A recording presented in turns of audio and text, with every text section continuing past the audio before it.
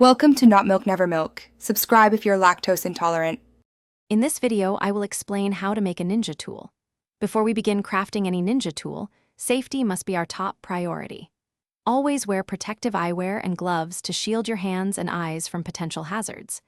If you are a younger crafter, ensure an adult is present to supervise and assist you throughout the process. Using the correct tools for cutting and shaping materials will also help prevent accidents and ensure a smoother crafting experience.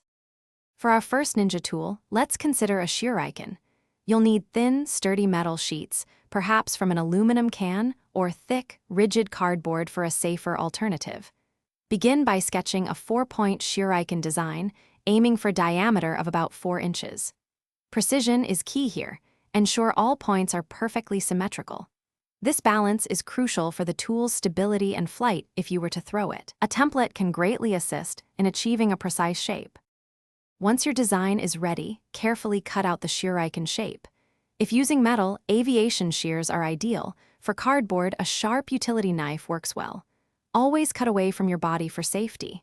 After cutting, use sandpaper or a small file to smooth any rough edges, preventing accidental cuts. For a more authentic feel, gently bend the tips slightly. If you're using cardboard, reinforce the entire structure with strong adhesive tape or craft glue for added durability. To complete your ninja tool, consider painting it a dark, stealthy color such as matte black or charcoal gray. This enhances its aesthetic appeal. You might also add subtle details or apply a clear protective coat to prevent wear and tear. Once finished, display your creation safely, perhaps on a shelf or in a shadow box, ensuring it is out of reach of small children. Always remember, these are purely for display or costume purposes, not for actual use. Thanks for watching. If this was helpful, leave a like and consider subscribing. See you next time.